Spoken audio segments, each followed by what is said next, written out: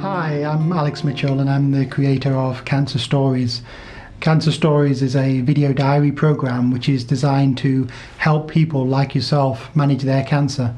And the key aim is to record previous patients' experiences, really a wide variety of cancers. And these are patients who are genuine, real patients from Leicestershire who've given their consent to allow us to record their story onto DVD or the internet. What we ask those patients is really to give a brief account over 30 or 60 minutes. How did they manage with their diagnosis?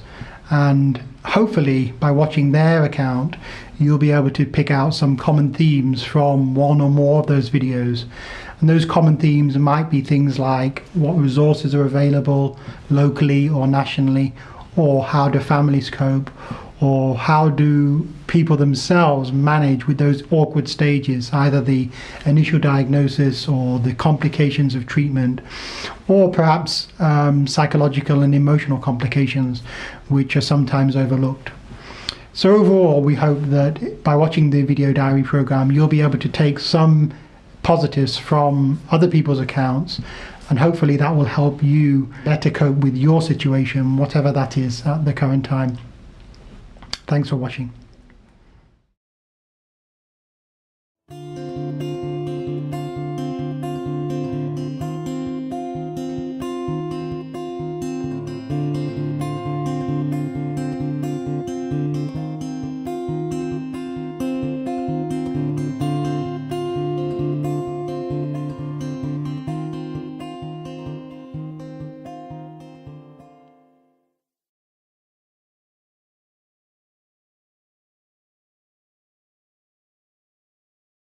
Hi, my name's Dawn Cropper, but no longer. It's now Dawn Tobin because I recently got married. I was born in Leicester. I've lived in Leicester most of my life. I've been here and there, but most of my life I've been in Leicester. I've got a real brother and a real sister. They're younger than me, so I've always been the role model and still am. I have a daughter who's 16. Her name's Zoe. She was a struggle to bring into the world, but she's still here to tell the tale. And she's pregnant, which I'm not very happy about, but these things happen, don't they? It's just the way the world is. I've got a very big family because of stepbrothers, stepsisters, half and all the rest of it, stepmums and stepdads and all the rest of it is quite complicated, really. But yeah, and I was diagnosed with breast cancer in August 2009, and it was stage 3B, and it was in my left breast.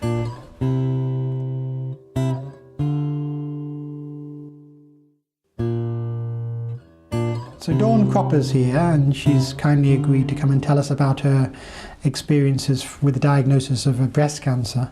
And I know obviously we've met before. The story of your initial diagnosis is actually quite interesting. Yeah. What happened on that occasion?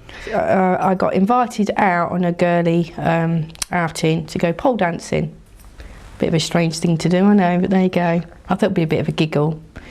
I met some really good friends actually. There was a lady there with lung cancer actually, she was doing it as well, which inspired me to get going on with it because obviously she was more than not, well, I didn't know at the time, but she really inspired me anyway. So anyway, while we was doing something, I really hurt myself and took the wind out my sails, and I really grasped for breath, and I don't know, I just really hurt myself. Anyway, so I sat down, took a breather, and watched everyone else have a giggle, as you do. You know, laughing at everybody else falling over, although you can't do it yourself either, so they laugh at you. Anyway, a bit later on we was doing some exercises like sit-ups and press-ups, and you know, it's a bit like a warm-down sort of thing. And as I was doing it, sweat was pouring off me. I thought, I really can't do this, I really cannot do this. So I just sat and watched everyone else. I didn't care what the instructor said. I thought, I've hurt myself and I can't do it. Anyway, when I went home, I was all right, it wasn't too bad. But when I went to bed, I thought, that really hurt. For some reason, I touched myself and there it was, one huge lump. And I said to my partner, I says, can you feel this or am I imagining this? No, I can feel that. You're going doctors tomorrow, is what his initial reaction was. I went, yeah, rightio. And off to sleep I went. Never thought any more about it. Now, how worried were you in that stage? Because you sound like you were quite relaxed, but... Yeah, I was, but then I wasn't. It was just a kind of... you know, you just get on with it, don't you, kind of thing. I thought, yeah, I'll go doctors when I feel like it. But actually, I was on a Be Clear on Cancer project at the time, and I was volunteer going out telling people the earlier the diagnosis, the better the prognosis, and about the early signs and symptoms. And I thought, I really can't just sit here and not go doctors. I'm telling anyone else to do it. What kind of person am I not to do it? So then I went and booked myself in at the doctors. So you had a kind of insider knowledge, really, from A your little work. bit. I've been there for about 6 months and then found I got the breast cancer. So yeah, I got a little bit of knowledge, but it was triggering. What kind of role model would there be if I didn't follow what I was telling everyone else? How was the diagnosis actually made when, you know, it led up to somebody? Well, I went to a giving you the woman diagnosis? who was a clinician at the doctors, and she told me there was nothing wrong to go home. That was the first point. Absolutely loathe the woman. I never went to her again. She told me to give it a couple of weeks. Well, the way she did it, I knew it was wrong. Anyway, I didn't even wait a couple of weeks. I gave it a week and went back. 'Cause it was niggling. It was a bit niggly. I thought, well, either it is or it isn't. So anyway, I went to another one. She said, right, we're not messing about. She rang up that day. I got a phone call that day to go straight to the hospital within a week. So I was very fast-tracked on that point, which is what the first clinician should have done, instead of waiting. What happened in the hospital after you went to see them? Well, I had a mammogram, I had an ultrasound. No, I had an ultrasound first, then I had a mammogram. Then I went back for another ultrasound, and then they said, we're not worried about your breast. The mammogram didn't show anything untoward. But on the ultrasound, there was enlarged lymph nodes under the arm. So they did a biopsy there and then, and that was on the same day. And then I had to go back the following week for the results. How do you feel that process was handled when you came for the results? They were very good. I had my friend Paula with me at the time. She was the only person that knew. I thought, well, I'm not going to tell everyone in case it's nothing to worry about. There's no point getting everyone worried. But Paula's got a very weird sense of humour. So in the waiting room we were laughing, we were joking. It was probably inappropriate to some people, but it was our way of coping. So yeah, that wasn't too bad, thankfully, for having Paula there. So I think it can be important to take somebody with you if even possible. just one person, yeah, someone that you trust that knows, you know, won't tell anyone. And not everyone's able to do that. No, I mean, not everyone. I mean, some people 30%. don't. Some people don't like to. I mean, my friend Maureen doesn't like anyone there with her at all. She likes to deal with it on her own. But it's each to her, you know, what you want. Yeah, I guess it's a personal choice, providing there is somebody who you can take if you want to take. Yeah. One thing we're trying to do here, which hasn't really got off the ground yet, is provide people with an advocate. If they don't have somebody who they can personally take as a friend or family Yeah, member. a bit like a befriending project. Yeah, That'd be something really like good, that would. Yeah. So, It's someone out of the family then, isn't it, as well? so what did they actually tell you about your diagnosis at that moment? They said that they found cancerous cells in the lymph nodes, so then they went delving for 3 biopsies in the lump, and then I had to wait another week.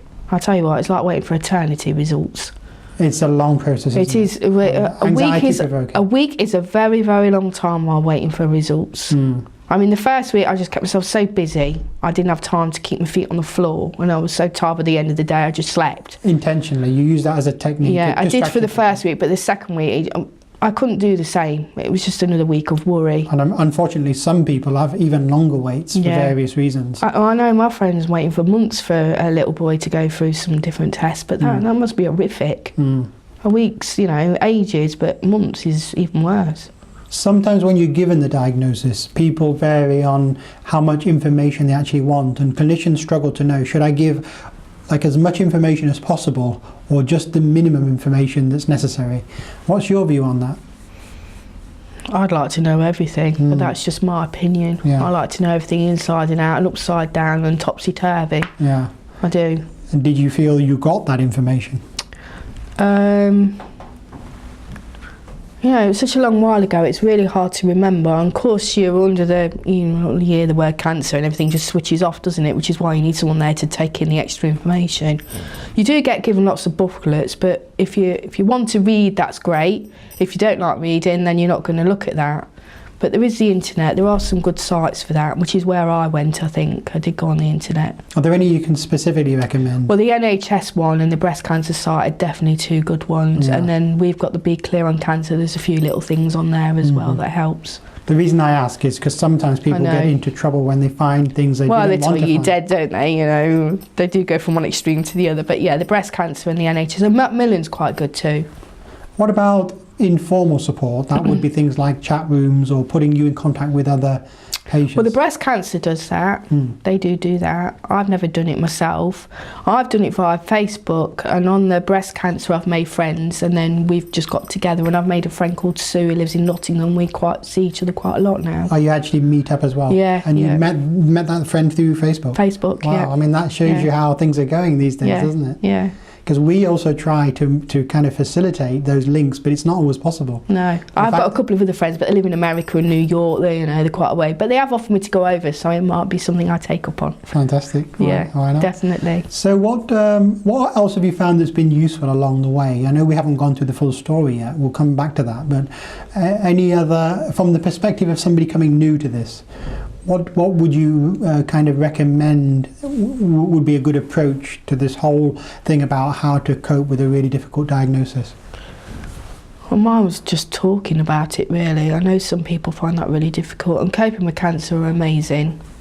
So that's a voluntary body that we have in Leicester that is I go to an umbrella branch in Birstall called Birstall Bags, and there's all the ladies in there. It's all been through either the same sort of thing, or they've had partners die of it and things. Yeah. And they're all there to help you. You know, it's wicked. I wish I'd done it years ago. So you actually definitely an advocate of the group support program, where other patients are helping each other. Yeah. I mean, we don't always talk about cancer. We have a laugh, we have a giggle, you know, it's just like normal things. But there's someone there to talk to if you come in floods of tears. So how often do you go to that? I go once. It's every second and fourth Wednesday. And then there's also one at Loughborough. I've been to that for a couple of times just to help out with the lady that runs it, just to give her a bit of moral support. Well, that's good. So, yeah. So that's definitely a tip for people to try to talk about the situation, probably more than they necessarily would by their natural instincts sometimes. Yeah, maybe, because you don't know the people and you've got something in common, and you know it's not going to go back to your family, so you haven't got that worry. I mean, there is a temptation for some people to say, I'll just try and handle this on my own. I won't burden other people. Like some people even say, well, I won't tell my family in case they get upset, or I won't tell my friends because I don't want to see them looking at me as a different person. It's a difficult one, isn't it? That does happen, because I've had lots of friends that have disappeared and new friends that have come in, so that can happen. I can kind of understand that. But at the end of the day, if they don't want to be there, then they're not worth the paper they're written on. The friends that want to be there and stand by you won't see you any different, whether you've got hair, no hair, whether you've got boob or no boob. So they're the friends that you need. You want positive people in your life that keep you going. Not negative people that keep going, oh, woe is me, well, you get rid of them. You haven't got time for them. Okay. So let's talk about your cancer journey a little bit more, because after the diagnosis usually comes the offer of treatment. Now, usually when treatment's offered, either chemotherapy or radiotherapy or surgery, of course, those three big things, people don't necessarily know entirely what to expect. No. What can you reflect on, having gone through your treatments? What did you have first of all? I had the chemo first of all. Absolutely loathed it. Never have it again. I've told them that. They'd have to find me some different, alternative medicine, because there are out there, they just don't tell you. What went wrong for you in the chemotherapy? Well, there's lots of things. One, I felt like I was a piece of meat on a conveyor belt. There was no rapport with any nurses. They didn't put you at ease. They didn't tell you what was going to happen until after it happened. They were too late with their information. It had already happened by the time they told me. And I couldn't have anyone sit next to me, so you're apprehensive as it is. And it was just awful. And the second lot, because I had FEC-T, the red stuff wasn't too bad apart from being sick, but the steroids soon sorted that out. But the Tosidaxil tough, that put me in a wheelchair. It took me off my legs. Was it too strong for you? Well, in the end, they told me I was allergic to it, so I shouldn't have had it in the first place. There were some specific side effects which didn't... Well, yeah, it just stopped my legs from completely working, and I got diarrhoea, and I couldn't even get to the diarrhoea toilet for it. It was awful. You had diarrhoea and a neuropathy, I think. I don't know what I had, but I know at one time I rang up and they said that it was just a side effect, and the next time I went in they said, well, you should have been in hospital. Yeah. So there you go. So you definitely struggled with chemotherapy, Yeah, and definitely. the regime they gave you was really difficult to tolerate. Yeah. I know I worked myself up to losing my hair, and obviously when it started coming out, it was absolutely devastating. And I said to myself, if ever that happened again, I'd just shave the lot off. It's easier to deal with. You think you can cope with it, but actually you can't. It's awful. Yeah, that's very difficult to know how anyone would cope until it happens to you, isn't it? Yeah. And, Well, I thought I was ready for it, but as it started coming out, it was absolutely mortifying. and how long did it actually go on for? I mean, that process from when it started? I think it was the second lot of chemo Mhm. to probably the fourth lot. Yeah. And in weeks, how many is that? It was every 3 weeks, wasn't it? So 3, 6, 9, probably about 9 weeks, maybe 10. Did you find you had good advice regarding what to do regarding the wig options in the NHS or out of the NHS? Well, that's where Cope and Cancer came in with that. They did the Headstrong, and that was very good. However, I was on my own, so I couldn't really banter off anyone with that. It was just me and this other lady that was showing how to do it. It would have been better with a big group, and you could have all had a laugh and a bit of a joke about it, rather than it being so deadly serious. I think they're improving that locally right now. Well, they've moved it into the new Macmillan in the Royal, They which have, looks a great big thing. And I've done the Look Good, Feel Good, and they've moved that into there as well. But that is well worth doing, especially when you've That's lost all great. your eyebrows and your eyelashes and you've got no facial hair. Can you say for people what that is? They give you the makeover. You actually learn how to make up your face and put on eyebrows and stuff, but they give you loads and loads of goodies. It's well worth it.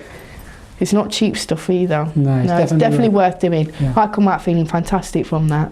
And when's that available to people? I'm not sure. I think it's once a month or something. You just ring up and get on. Yeah. There's no problem. As long as you've been affected by cancer, they don't stop you from going. Okay. And you can take a friend if you feel a bit uncomfortable. Oh, that's good. Yeah. Now, I didn't. I went on my own. But apparently you can take a friend. I'd have known that, I probably would have done, but I didn't know at the time. Let's go back to your treatment. So Yeah. you managed to go through the chemotherapy. Yeah. It was really difficult. And take that on board. Yeah. What was the next treatment that you A had? mastectomy, which I really didn't want. I didn't want that at all. I was hoping that the lump had shrunk enough to You're just hoping take for the a lump. lumpectomy where they just take the local area Yeah, but out. they didn't. They took the whole breast. And I cancelled it one time round because I just couldn't deal with it. Really? What was... I mean, that's a big thing to cancel an operation like that. No, I just wasn't ready. Me and my partner weren't talking at the time, and all he did was ring my mum, and all I did was shove my mum away, and it was him I wanted at the time, but he didn't get that, so... Yeah, so I wasn't in a good frame of mind to even deal with it. So you, on your side, you cancelled it. Yeah. And you did go back for it eventually. Yeah. How long was that gap? Well, I should have gone in February, but I went in March. Yeah. It wasn't too long ago because like Dr. Secure said, the longer you leave it, the worse it is. So it was a case of do it or not. But it's interesting that you did take that initiative to delay it. Well, I knew I had to do it, Yeah. but it was just being in the right frame of mind. Once we sorted everything out, it was not a problem. Then Yeah. once I'd had it, I'd come out through it and it was fine. Now, did they offer you any options during the surgery? What do you mean? Reconstruction or... No, not at the time because of radiotherapy, because it ruins the skin, doesn't it? If you don't have radio, you can have it there and then, but I didn't know that at the time. I just know they didn't offer it me, and Yeah. people come out saying, well, I've had mine already. I'm thinking, why? But it's because of the radio. How satisfied were you with the result of the surgery? Very. She's done a brilliant job. Yeah. Very neat. So you didn't have any qualms after the surgery? No, I was fine after that. Yeah. Apart And from a looking bit back of on lymphoma, but I didn't get that. I was very Lymphedema, fortunate. wasn't it? Yeah, Lymphedema, yeah. I didn't get that. Going back to this question about the surgery, so I know you were really nervous about it, you delayed it, but looking back on it, would you say, given how well it went, do you think you would have gone through it perhaps easier if you knew what it was coming up? Was it one of these things where it actually was easier if you'd have known it rather than more difficult? No, it wasn't that. It was just me and my partner at the time. We were Yeah. just going through a difficult patch. Okay. I think it was that more than anything else. Yeah. And just being in the right frame of mind to deal with it. Yeah.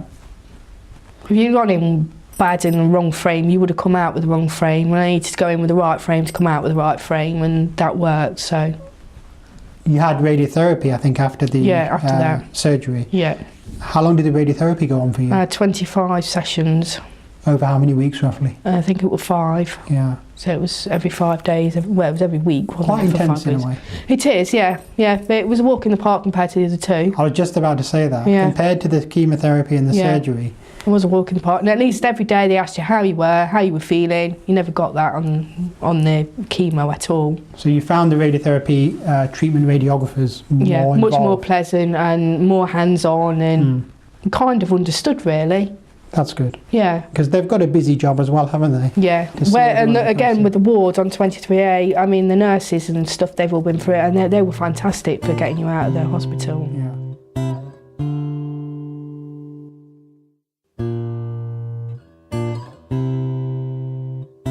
And what was your rehabilitation process like? That's the process between the end of treatment and getting back towards where you want to be. Well, there isn't any, is there? It Not just formally. stops. You're right. There It is just stops. there is an issue, a big issue. I know you and I have talked about this And you before. need to be. It's always like a drug, really. You need to be weaned off it. You Yeah. have all that attention for all that time, and all of a sudden you've got nothing, and your mind just does overtime. It's a big sudden drop, isn't it? It is. in kind It is of from all input. that to nothing. It's a huge leap. Was it literally nothing, or did you have the occasional contact from the It was breast care like nurses? I didn't even have that. I suppose you could ring them, but I still don't know the name of my breast cancer nurse, so I can't even ring her. It was seeing the oncology every 6 months. That was The the only. follow-up, just a routine follow-up. That was all I got really. Hmm. So from being from That's it, 5 that's- weeks to perhaps 6 months. And seeing the oncologist is in the clinic, is it? Yeah, Hmm. yeah, it's in the Royal. Yeah, I do see the breast cancer one every year. Yeah. Dr. Securi. So basically, you went directly into kind of a routine monitoring scenario where you were just being seen occasionally. Yeah. So I guess what was missing, correct me if I'm wrong, but some kind of transition Yeah. from all that intense acute It is. care to saying, well, you're doing well on your own. We don't need to see you. But I guess the NHS being what it is now, under pressure of funding, tends to push you towards saying, well, we don't really need to do anything now. It's very different to They the can still do Scandinavian. patient groups, surely, you Yeah. know, different things, or get you involved with something, and then if you don't want to go there, that's your choice. And I agree, and there are other things you could do. But they don't give you all that information, really. No, I mean, I guess if there's a gap and the voluntary sector is able to compensate, they could point you in the right direction. But having a gap and not signposting where to go, that's a big problem. Well, again, I mean, you're given leaflets, but again, you shove them in the drawer. So really, it could do with recapping over that, maybe. There's this available, there's this available, and there's this available. There's nothing because you do like forget. a personal contact saying these are the options. Yeah. So yeah, I'm definitely hearing what you're saying there. It's very different, by the way, in this Scandinavian model where they offer rehabilitation oncology as a specialty and actually try to follow people up with specific things like getting back to work, physiotherapy if they need it, other types of complementary treatments, things like that can be added in definitely. to the Yeah. routine. I love my complementary therapy. It's brilliant. What did you actually do in that regard? What complementary therapy? Well, it's through the Better Coping with Cancer. It's the Bestall bags that I go to. Yeah. I've been going for 2 years now. But I Which didn't one- find that to begin with. Which ones did they offer you though?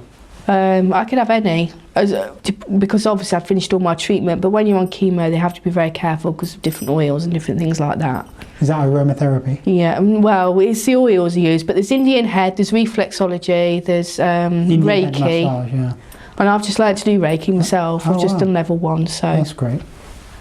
So Yeah. you can disseminate that to others? Well, I will do. When I've done my level 2, I'm allowed to, which I'm doing in November, so yeah. What are the levels? There's 3. And they're different levels of expertise, are they? Yeah, the first one's just friends and family and you can't charge or do anything, it's just practicing. Second level, you can. And then third level, you're a Reiki master and you can teach somebody else. Brilliant. Yeah, Yeah, it's a Yeah. good skill to develop. it is I'm sure. actually, yeah. It's my life has completely changed since I've done that. It's very calm, very relaxed. No more rushing and bussing and stressing. Yeah, it's completely different. So that is a great tip for people watching, those complementary treatments, which, let's be honest, they're not always available. Sometimes No. you have to seek them out. And, You're know, around.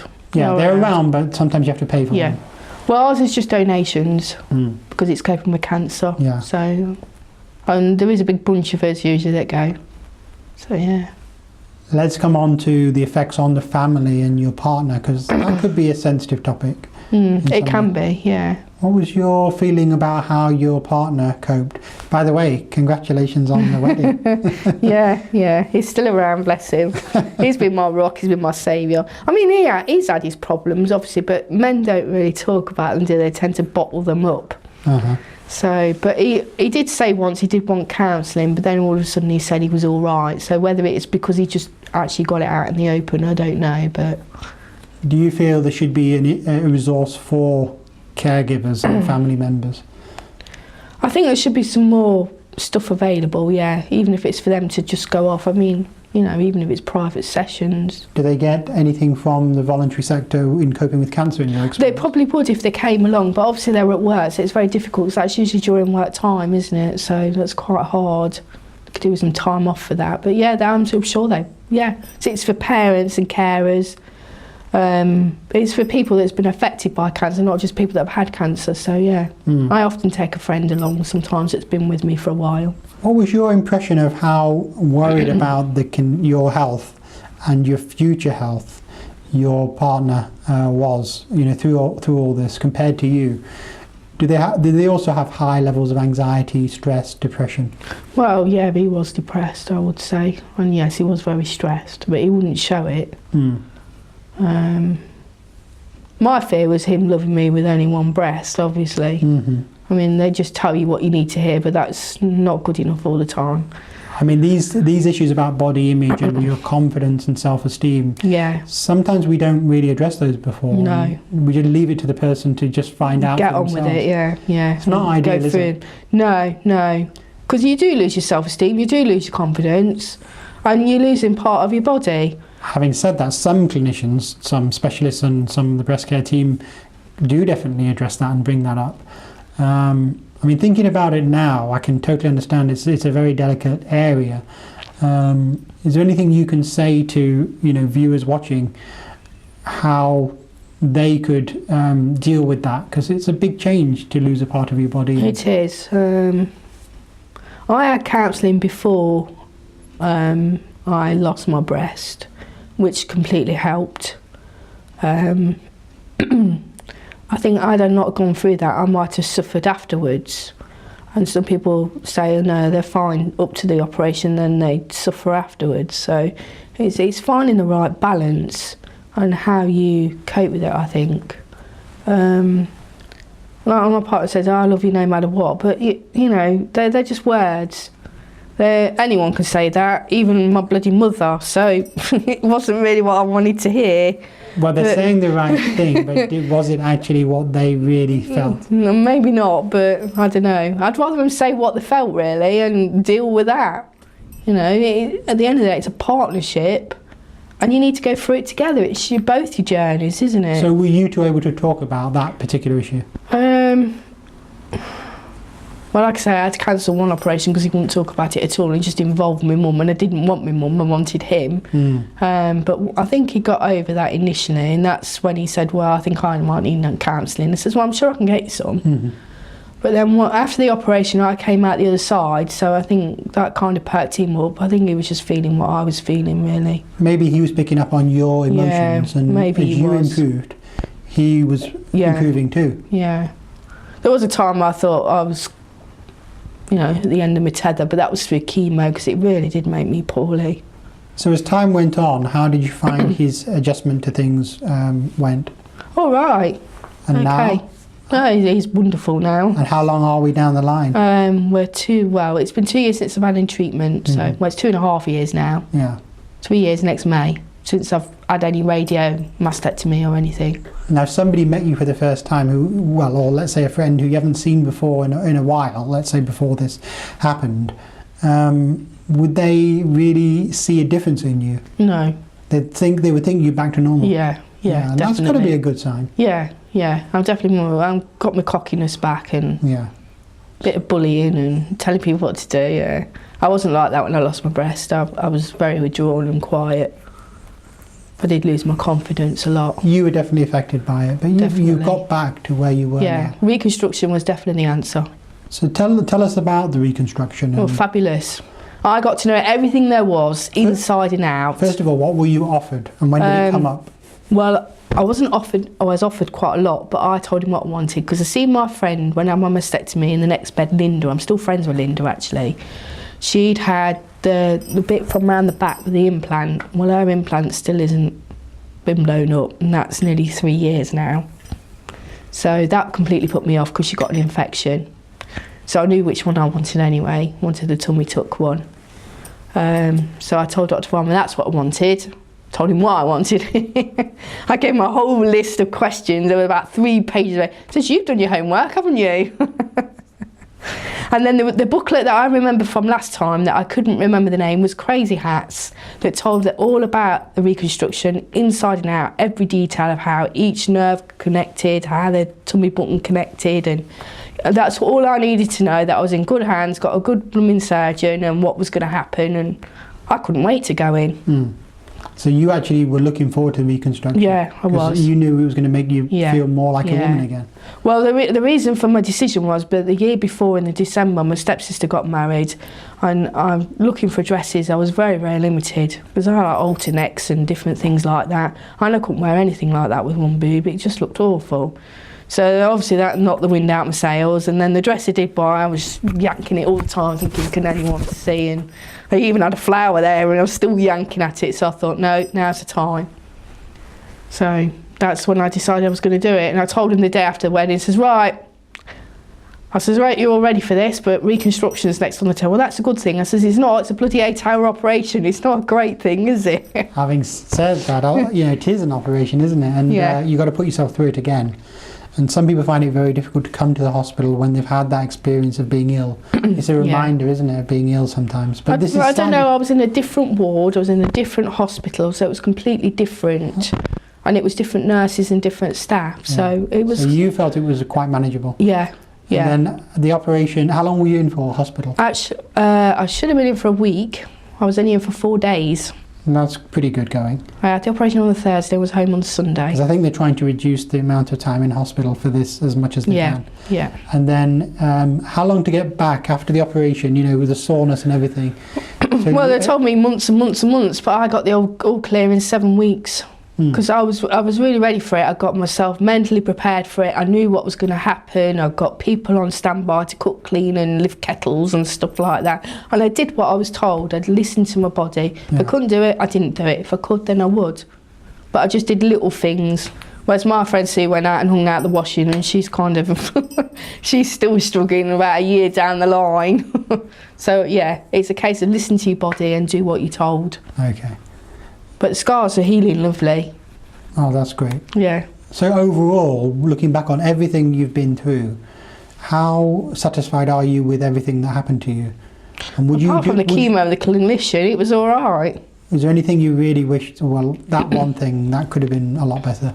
I wish they'd give you alternative therapies, other than the chemo and the radio and the mastectomy. As I know there's other things out there, but I know they're not allowed to say, because it's not part of their jurisdiction, is it? So, but there are other things out there. Do you mean alternative instead of the chemotherapy? Yeah. Or as a top up to it? No, instead of.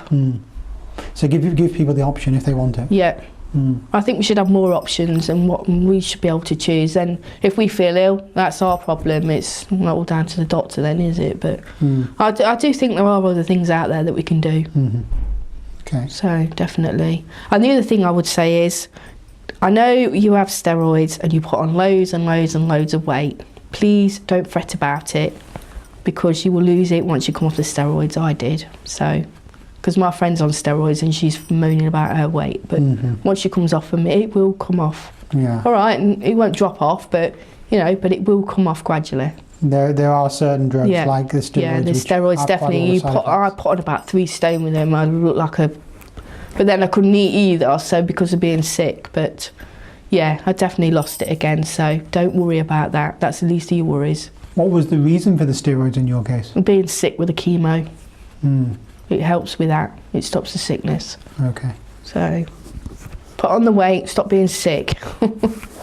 Definitely, because you'll lose the weight afterwards.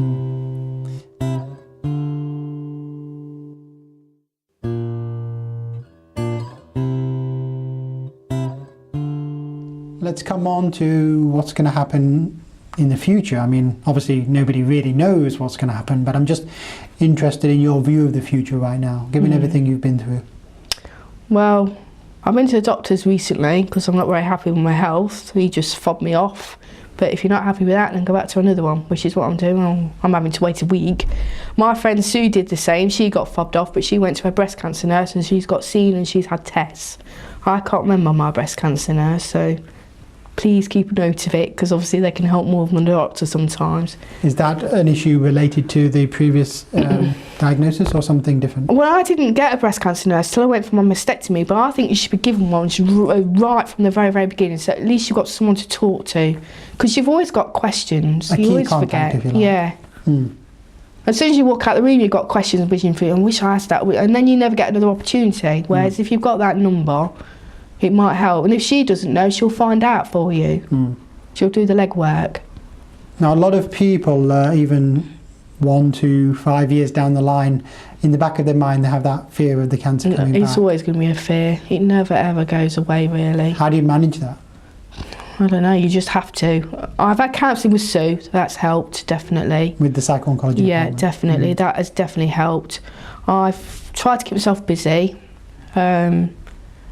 Tried to join groups, volunteering, different things like that. And you do move on. You do, because obviously some things I've stopped doing. Then I went back to work. I decided that wasn't good enough, so I'm now my own boss and run my own business. So, Wow, that's you fantastic. just have to, I didn't know about that. No, Well, well, it's a new thing. I've not been doing it very long myself. What area is that you're working in? I'm a domestic cleaner. I go around people's houses and clean them. So, yeah. I was doing it for a lady, but I get more money doing it this way. So So, it's working well for you? yeah. That's really I'm good. enjoying it. I go to work with a smile on my face. And it keeps me busy, it keeps my mind occupied, and I'm not thinking 24/7, have I got my cancer back? So you've got a role, you're doing well, you're leading that role. I go out and visit people, and You've I got just keep myself contacts. busy, really. I'm never at home, and I wish I was sometimes, but then if I'm at home, I'm dwelling, so... So there's a very good lesson there about having a purpose in life. Yeah. After you're in remission and things are going well, hopefully. Yeah. I know none of us ever can truly predict the future, but whilst things are going reasonably well, it's nice to capitalise on that. I make a bucket list, because I've got a bucket list, and I've been ticking off loads, so... What have you been doing then? Well, I did the skydive, raised £1,000 for coping with cancer. I want to do a wing walk, but that's quite expensive, but I will do it, Now I'm working, I can save up the money. I want to do Kilimanjaro, that's with Macmillan. There's an opportunity to do that. But I've got to get fit first, so that's next on the agenda. But to get fit, there's a moon walk when you bra at night, so I'm going to do that next year. So I'll give that a go. That'll get me ready for Kilimanjaro. So that's 26 miles. Wow, that's impressive. So, yeah, and then I'm do whatever I can. I've done coffee mornings at the pub for coping with cancer and Macmillan and different things like that. I just keep myself busy. Yeah, so that's a very important lesson as well, Yeah. about keeping busy, and that offsets the anxiety coming back Yeah. by a form of distraction, really. But I think also the longer you go on doing positives, that offsets any fear of the negatives. Yeah, it can do. And Yeah. have positive people in your life. Mm. Because all the negatives it just makes you you know how they make you feel. So just have positive people, happy, chirpy people that are positive and want to do things in life and want to move forward like you do, really. Would you say you're a positive person overall? Yeah, I am. I try to be as positive as I possibly can. If I'm not positive, I am for other people. Oh, just think positive, blah, blah, blah. I'm reading a book at the minute, How You Can Heal Your Life. That's quite a good, interesting book. Mm-hmm. That's about being positive. And to get the things you want, you've got to be positive and will them to you, yeah. And Reiki's definitely helped.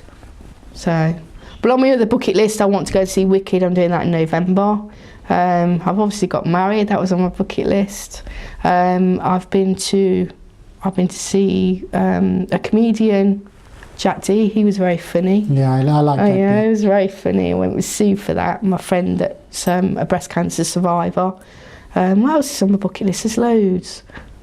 I've been to quite a few shows and different things, things that are... I want to go to America, so my friend Glenetta is definitely on the list of doing, just to get to America. Well, Dawn, that's an amazing list of things that you're achieving. Just and forever go on, don't they? So wanting to achieve, even more wanting to achieve. Yeah. That's such an important. Well, it keeps you going. And the target. cruise as well. I want to go on a cruise, and we're doing that for our honeymoon next year. Fantastic. Well, given all those early problems that you went through and the struggle you had getting everything sorted out, and the fact that you had complications with treatment, it's wonderful to see you back on your feet and doing so well now. Definitely, yeah. And it's even better to see you've got a positive outlook and you're determined to do as well as possible. Yeah, definitely. So I definitely wish you all the best for the future. Thank you. Yeah, I do with everybody else as well. And I don't mind giving my name and number if anyone wants to ring and have a chat or meet up, befriend, or got any questions, not a problem. Fantastic. Thank you very much. That's not a problem.